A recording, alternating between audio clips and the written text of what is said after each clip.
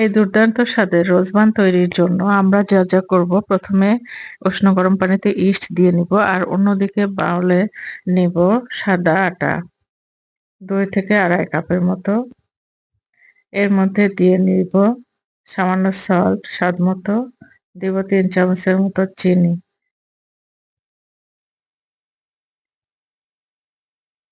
এরপরে সাদা তেল মেশাবো হাফ কাপের মতো। এগুলো একত্রে মিশ্রিত করে নিয়ে ততক্ষণে ইস্টটা অ্যাক্টিভ হয়ে যাবে। এখন ইস্ট মিশ্রিত উষ্ণ গরম পানিটা এতে আস্তে আস্তে ঢেলে দিয়ে একটা সুন্দর ডো নরম নরম করে তৈরি করব। আমি একবারে পানিটা ঢালবো না, অল্প অল্প করে দিয়ে যে পরিমাণ পানি লাগবে সেই পরিমাণ পানি দিয়ে নিয়ে নরম একটা ডো তৈরি করে নেব। এটা আপনারা চোখের মাপে করে নেবেন। এখন এটাকে রেস্টে রেখে দেবো 1 ঘন্টার মতো। রেস্ট থেকে ফিরে এসে আমরা রান্নায় চলে যাব। সেই ফাঁকে আমি এর ভিতরে পুরটা তৈরি করব। বিভিন্ন ধরনের রোজের পাপড়িগুলো নিয়েছি এখানে আখরোট। এগুলো একটু থিতা করে নিচ্ছি। দেখুন এভাবে আপনারাও নিতে পারবেন। রোজ কিন্তু খুবই পুষ্টিকর একটি খাবার। রোজ থেকে গোলাপ জল তৈরি হয় বা রোজ জল তৈরি হয়, যা আমরা বিভিন্ন খাবারে দিয়ে থাকি, নামি দামি খাবারে দিয়ে থাকি। আর এদিকে একটা কেকের পাত্রে কাগজ বসিয়ে তাতে দিয়ে দিব কিছু তেল ব্রাশ করে। এখন ময়দাটুকু বের করে নিয়ে এগুলো আবার একটু মথে নিব।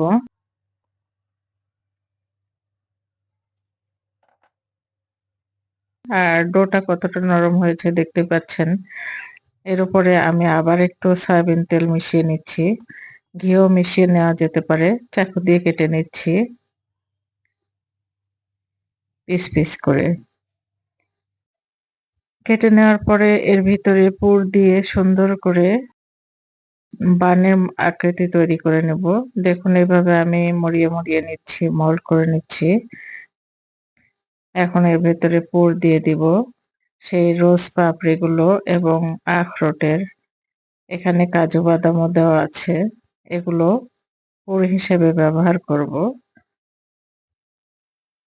সুন্দর করে ভেতরে দিয়ে এগুলো আবার মুড়িয়ে নিচ্ছি এবং উপরের দিকে মসৃণ করে নিচ্ছি। এভাবে কাগজের মোল্ডের উপর এগুলো বসিয়ে নিব। আমার সবগুলো তৈরি হয়ে গেছে। চুলায় আমি কড়াই দিয়েছিলাম। কড়াইয়ের মধ্যে কিছু বালি দিয়েছি। বালির উপর একটি স্ট্যান্ড বসিয়ে দিয়েছিলাম এবং প্রিহিটের জন্য একটু ঢেকে রেখে দিয়েছিলাম। এখন হিট হয়ে গিয়েছে, নামিয়ে এখন কেকের মোল্ডটি এর মধ্যে বসিয়ে দিচ্ছি আর রোজ বানের উপরে কিছুটা ডিমের কুসুম ভরিয়ে দিলাম। এখন হালকা তাপে এটা জাল দিয়ে নিব। দেখুন আমার রোজ বানটি তৈরি হয়ে গিয়েছে। 15-20 মিনিটও লাগতে পারে, যার যেমন সময় লাগে তাপমাত্রার উপর নির্ভর করে। নামিয়ে নিয়ে এটাকে ভেঙে দেখাচ্ছি কতটা নরম এবং মোলায়েম হয়েছে। ভিতরের পুরটা কত সুন্দর সিদ্ধ হয়েছে।